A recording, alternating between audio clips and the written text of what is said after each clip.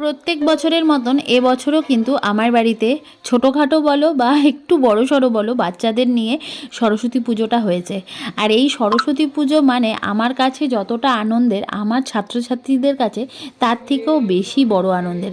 কারণ ওরা কিন্তু এই দিনটা মানে এই দিনগুলোর, এই ধরো টিচার্স ডে, তারপরে হচ্ছে পিকনিক, তারপরে সরস্বতী পুজো, এইগুলোর ভীষণভাবে অপেক্ষা করতে থাকে যে কবে আবার সরস্বতী পুজো আসবে, তবে ওরা মজা করবে, আনন্দ করবে।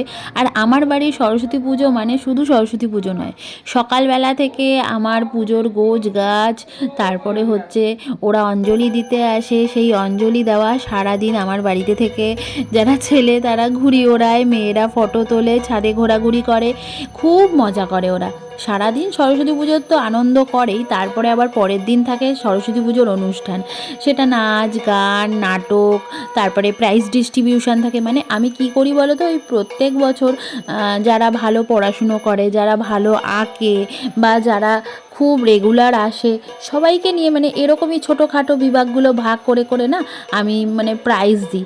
আর সাথে তো নাচ গান অনেক কিছু হয়।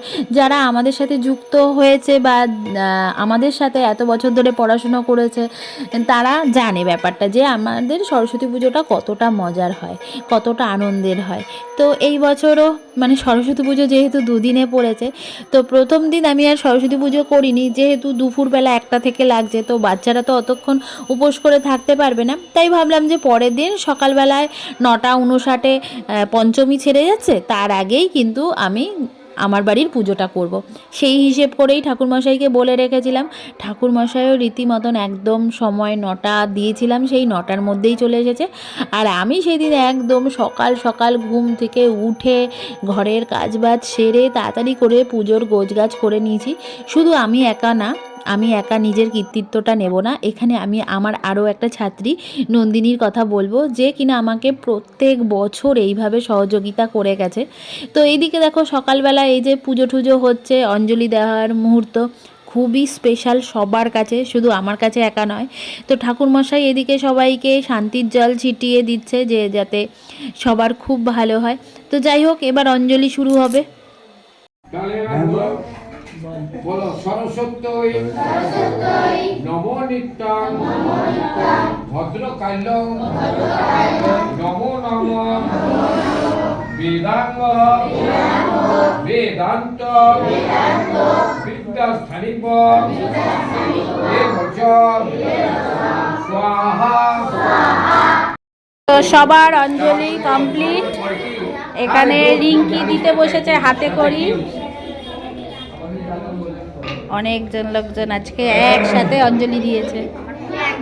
পাড়ার মণ্ডপ হয়ে গেছে, একদম পাড়ার মণ্ডপে দুর্গাপূজা হয়ে গেছে। বল দিচ্ছে, ওই তো দিচ্ছে দিচ্ছে।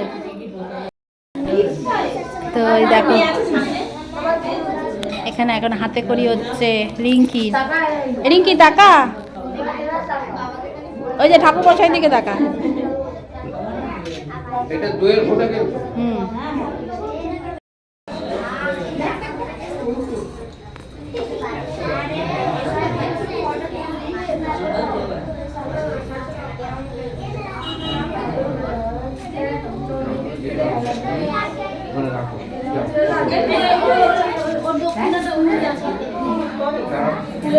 সকাল সকাল রাখো।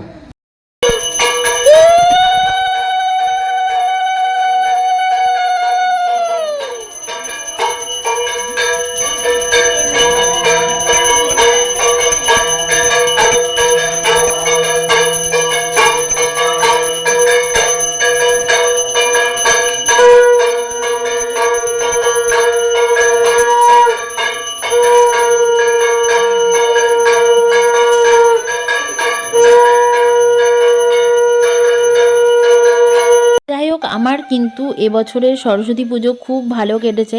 মনের মতন প্যান্ডেল হয়েছে, মনের মতন প্রতিমা হয়েছে, ঠাকুরমশাইও মনের মতন পেয়েছি।